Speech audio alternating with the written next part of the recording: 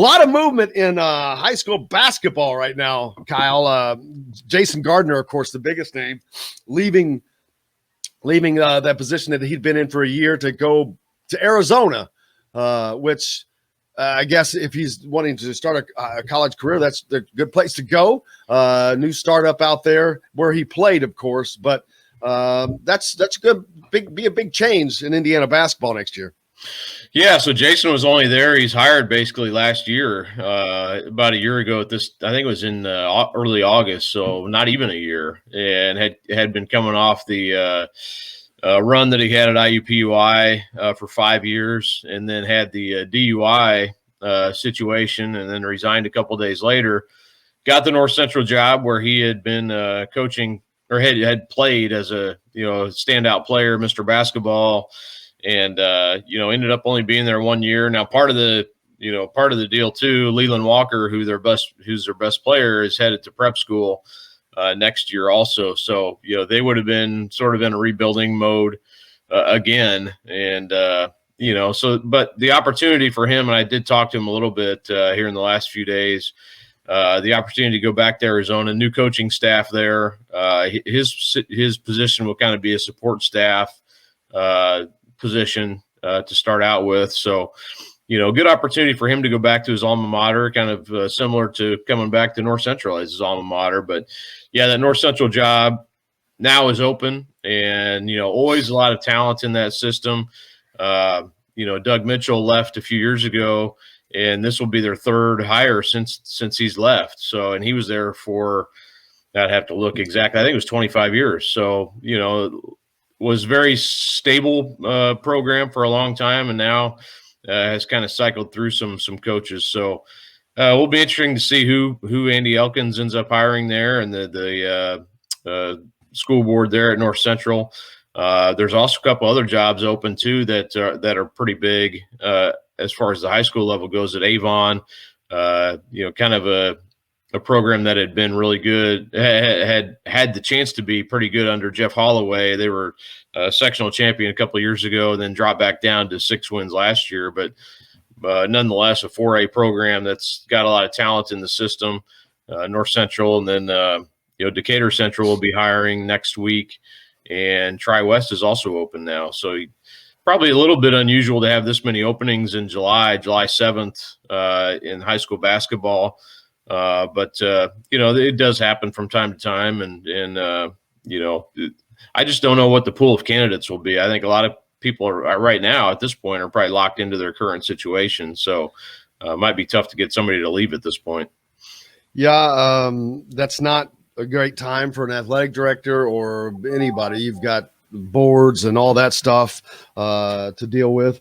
As we move through the summer, things are opening back up for the kids. I don't think there's as many camps this year. Are there, Kyle, still as past? I know like IU's not having team camps, things like that.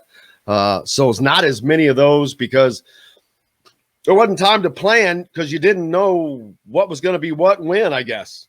Yeah, I think this is kind of the end of that cycle, I guess you could say, as far as, having to plan for camps. Like you said, team camps. Purdue normally, they would be having team camps in June, and they didn't do that either this year. So, but I think this will be probably the end of that, and then you'll get completely back to normal next year. But at the very least, there was a June two evaluation periods. There's another one coming up here this weekend, the first of 3 in July for basketball prospects to play in. I know there's a big Adidas tournament down in Birmingham this weekend.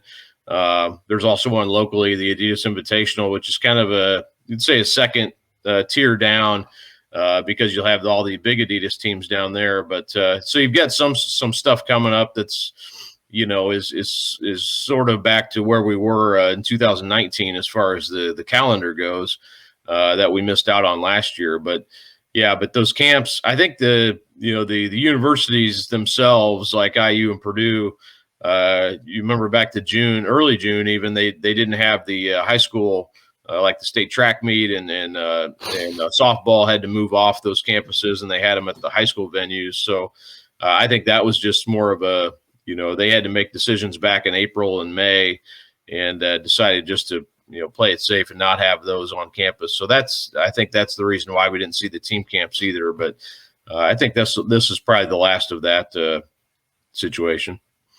I think not having team camps this year probably better off for Mike Woodson, Indiana, and that staff.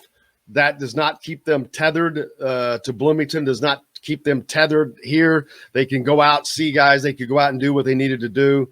Of course, you do that at the right times where that's not a problem anyway. But being their first season, it seems like it gave them a little more room to maneuver, go out and see guys and get the lay of the land. So that was probably, and I know getting those teams on campus is great, but it allowed them to go see the exact guys that they wanted to see and not entire teams this year. So I think that's probably an advantage for this new staff at Indiana this season, not having the team camps. Yeah, I mean, it could relieve some headaches as far as, getting things organized and that sort of thing. But, it does give them a chance. If you've got I always thought, it worked. I've covered a couple of the Purdue team camps in the past, and, it's pretty obvious, they get a chance to get those guys on campus from the teams that they're recruiting, and it's sort of a recruiting pitch basically. And to kind of get them to see the facilities and get them feeling comfortable to be on campus, for possibly the first time, or, so it gets you a little extra time that you wouldn't get otherwise, I would say, and kind of opens the door to show your program. So I think I think it's and you get to see them play, that's another thing, get to see them play in a high school environment. So I think it's mostly positives, but yeah, for a first year staff, it probably frees you up, probably allows you to, to do some other things that are probably a higher priority at this point for you. And then, you can kind of get set next year and see what teams you want to bring in for team camp, which prospects you want to have on campus, and which of those teams you can get there. So it's probably logistically definitely helps for this year. What do you, as we've loosened up, things have loosened up.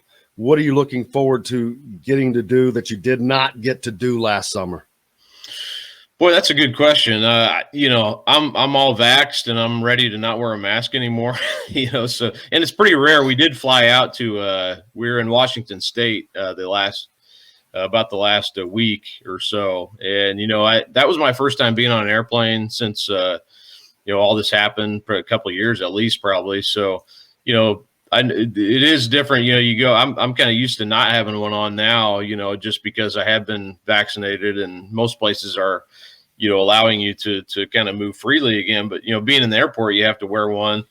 You have to wear one on the plane, and basically that was it. I think in the what do you call it? The transport vehicle that takes you to your rental car and stuff like that. But for the most part, you're kind of back out, being free and normal again. So that's the thing. I mean, that mask is, I definitely wore it and made sure to wear it where appropriate. And honestly, it kept me from getting sick, over the course of the basketball. So normally I get sick a couple times, just with colds and stuff like that. And that was kind of nice. And it's kind of warm, when you're walking to your car on a 10-degree Saturday night or whatever. But that's seeing people's faces again, seeing reactions from people, even in interviews and stuff like that. And there, it wasn't like the kids were always masked up, but it's hard to react to people when you're always wearing a mask, and it just kind of,